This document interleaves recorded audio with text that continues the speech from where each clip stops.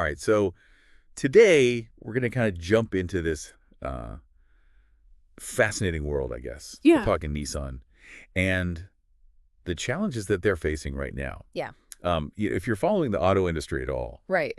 you know that Nissan is at a pretty pivotal point right now. For sure. And so I kind of want to set the stage here. Okay. Imagine you're walking into a board meeting and the future of this giant is being debated. Yeah. Like, that's the energy we're going for here today. I like it. As we unpack some pretty serious news, Yeah.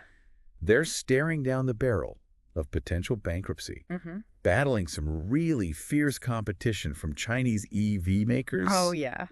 And possibly even looking at Honda for a lifeline. It's definitely a critical juncture for them. Yeah. And to understand the gravity of it, we need to go back a bit. Yeah. Remember the arrest of former CEO Carlos Ghosn back in 2018? Oh, yeah. That really threw a wrench in the works for them. Yeah. It seems like they haven't quite found their footing since then. Not really, no. And the numbers tell the story. Yeah. 70% lower profits than expected this year. Wow. A $60 million loss last quarter.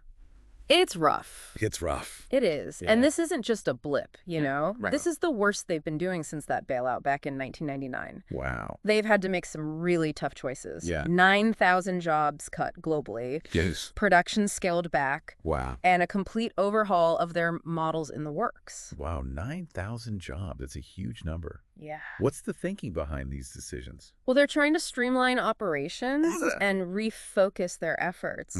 One major issue has been their struggle to adapt to the electric vehicle revolution. Okay. They've only got 2 EV models available internationally. Right.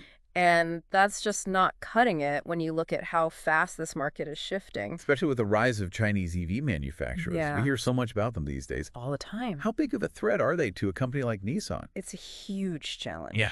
Chinese companies are coming in with affordable, technologically advanced EVs. Right. And they're rapidly gaining market share, Yeah. putting immense pressure on these established players like Nissan to step up their game. It's interesting, they have this e-power hybrid technology Right. that's a big success in Japan. Yeah, it is. But they haven't even launched it in the U.S. yet. Nope. What's the story there?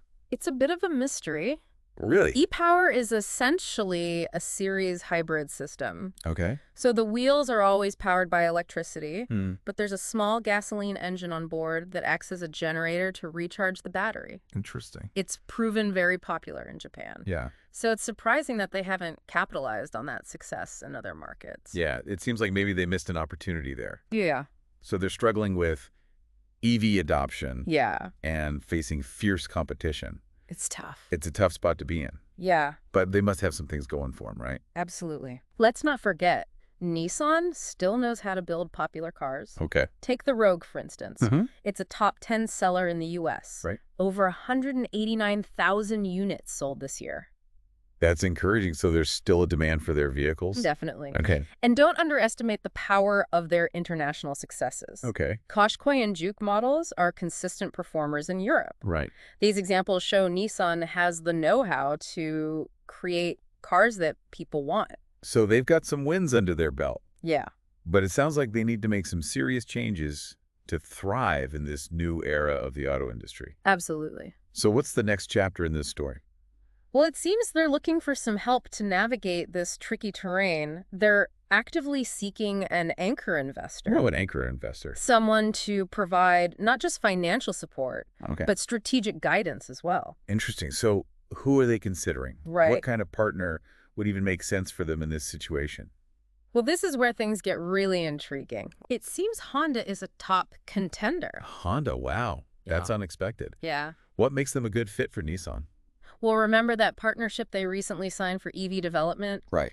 It seems like that collaboration could potentially deepen Okay. into something much more significant. So we could be talking about a full-blown merger. Potentially. That would be huge. What are the implications of something like that? It'd be a game changer for Yeah. sure.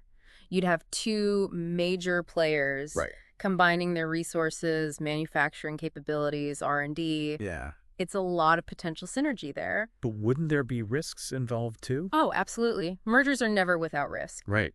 There's the challenge of integrating two different company cultures, streamlining operations without sacrificing efficiency, Right. and ensuring that the combined entity is greater than the sum of its parts.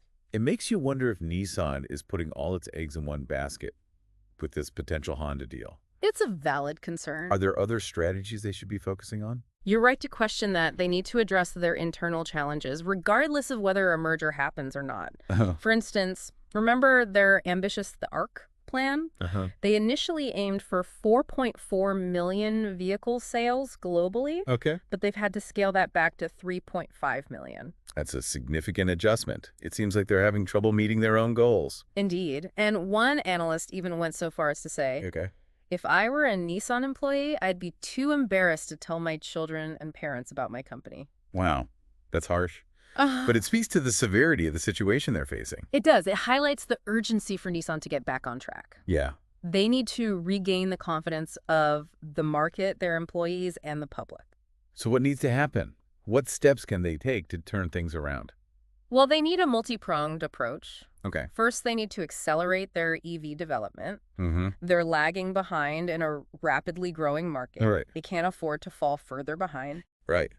It seems like they missed the boat a bit with the e-power technology, too. Yeah, they did. They need to capitalize on those kinds of innovations. Exactly. Second, they need to regain lost market share. Okay. Especially in key markets like the U.S. and China. Right. That means offering competitive products that meet the evolving demands of consumers. So basically, they need to innovate and adapt to this new landscape. Precisely. It sounds like they're at a crossroads. They are. And the decisions they make now will have a huge impact on their future. Absolutely. And it's not just about their own survival. Okay. Their fate is intertwined with the larger story of the auto industry's transformation. Right. This is a time of massive disruption, and companies like Nissan are right in the thick of it. Yeah, it's fascinating to see how one company's story can reflect these bigger trends. For sure. We've talked about Nissan's struggles, their potential partnership with Honda, right, the pressure from Chinese competitors, and their need to adapt to the EV revolution. What stands out to you as the most crucial element in all of this? I think the key takeaway here is the speed of change. Good. The automotive industry is undergoing a seismic shift. Yeah. And companies that can't keep up are going to be left behind. Right. Nissan's situation is a stark reminder that even giants can falter if they fail to innovate and adapt. Yeah, that's a powerful point. It's a reminder that no company is too big to fail in the face of disruption. Exactly. What would you say is the biggest challenge Nissan faces right now?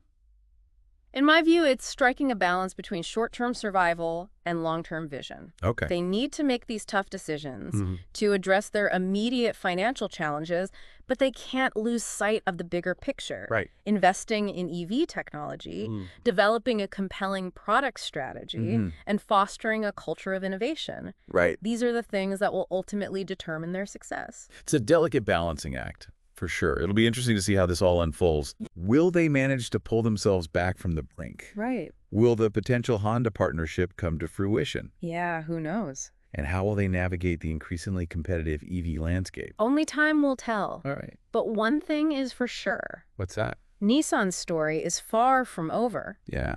This is a company with a rich history and a global presence. They've faced challenges before and emerged stronger. Right. Whether they can repeat that feat in this new era remains to be seen. This has been a wild ride, hasn't it? It has. We've covered a lot of ground today, from the history of Nissan to their uncertain future. Absolutely. It's a reminder that the business world is constantly evolving, and that even the biggest players need to adapt to survive. For sure. If you enjoyed this deep dive into the world of Nissan, be sure to subscribe to our channel for more insightful episodes like this one. Definitely. We're always exploring new and fascinating topics. We are. And we'd love to have you join us on the journey. Absolutely. So stay tuned because there's always more to discover